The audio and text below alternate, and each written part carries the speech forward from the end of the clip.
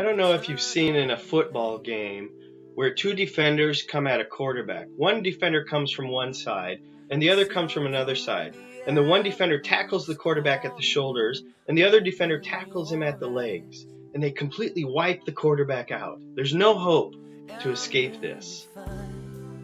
When I think of the first two Beatitudes that Jesus gives, blessed are the poor in spirit, blessed are those who mourn or who grieve, I think of that image of two defenders taking out the quarterback. Because with these two Beatitudes, Jesus completely wipes out any simple conceptions we might have about the good life. Jesus takes out completely any ideas we have about what it means to be human. And it forces us to rethink what it means to live, what it means to be human. Because Jesus is bringing something from another world. He's bringing the ideas of the kingdom of heaven. And when he does that, it wipes out any simple conceptions that we have as humans. Because we've been operating on a different scale. We've been operating in a post-Genesis 3 fallen world. And the conceptions we have are broken. And Jesus comes with the Beatitudes and pronounces blessing on the poor in spirit and on those who mourn or those who grieve. And he wipes out what we think. Today we're talking about blessed are those who mourn. And this is a challenging beatitude. I don't know about you, but as I think of like the history of humanity, those who mourn or those who grieve are usually not thought of as being fortunate.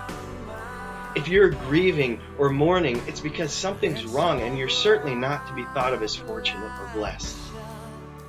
But Jesus says, no, you are blessed if you are grieving.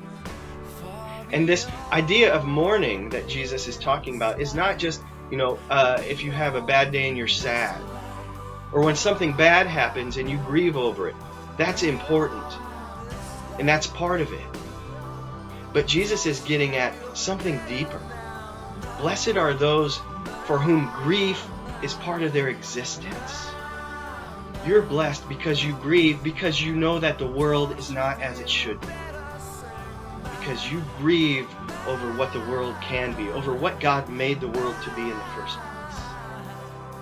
Let me share a quick story.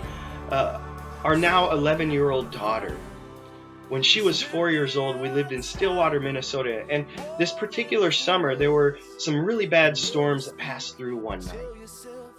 And I looked out our front window and I looked out and the bushes went like this. And I thought, okay, something's going on because the wind is blowing these things sideways. And so eventually sirens went off and we hurried downstairs. And my daughter was just distraught and sad and scared and shaking and her stomach hurt. And I grieved. And she said, Daddy, why is this happening? And I said, tears started to come down my face and it hurt my heart. And I said, because the world is broken. And this stuff happens and we don't know why. And we don't know when it's going to come upon us, but it happens. Blessed are those who grieve, because the world is not as it should be. But blessed are those who grieve because there's a hope that God is giving. God will restore all things. God will make all things new. And because we know that, and we know the world is not there yet, we grieve. But because we know God will restore it, we are blessed. Blessed are those who grieve, for they will be comforted.